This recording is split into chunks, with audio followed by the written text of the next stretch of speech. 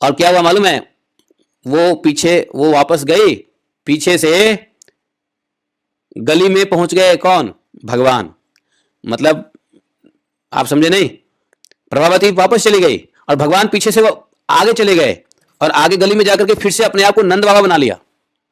अब नंद बाबा बना लिया तो क्या हुआ मालूम है,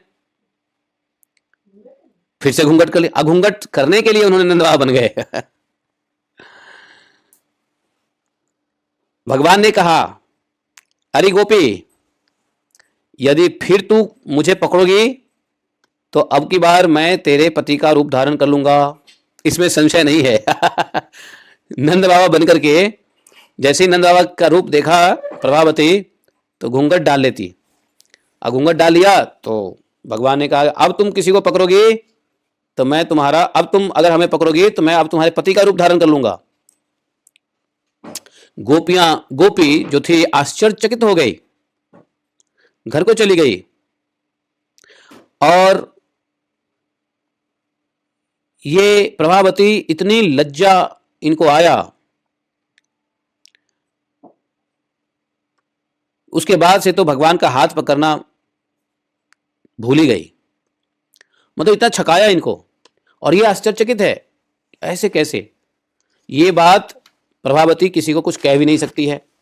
भगवान को पता है कि प्रभावती की वैसे ही मजाक खिल्ली उड़ाई गई, मजाक बन गई प्रभावती।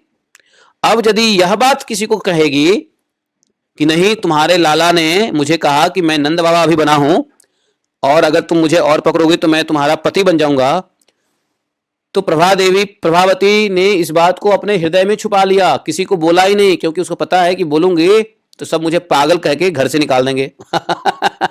बताओ, अभी तो ये अभी पागल सब बोल बोल के गया, तुम पागल हो गई हो क्या, अपने बालक का तुम जो है ना चोरी अब तुम्हारा अपना बालक करता है और कृष्ण को आके तुम कह रही हो, और दोबारा जाके कहेगी कि नहीं, यही कृष्ण नंद बाबा बने थे और यही कृष्ण हमारा बालक का रूप बन गया था और इसने कहा है मुझे कि यदि पकड़ोगे तो धमकी दिया है कि तुम्हारा पति बन जाऊंगा, तो मुझे तो लोग पागल ही समझेंगे, पागल के अस्पताल में भेज देंगे, इसलिए अच्छा कुछ मत बोलो भाई।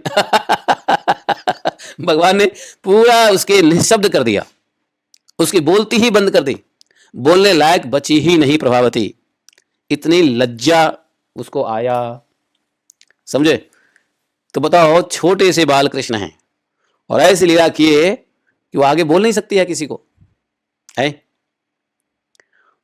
प्रभावती किसी को कह सकती है कि तुम्हारा बालक मेरा बेटा नहीं था, तुम्हारा कृष्ण ही बालक बन गया।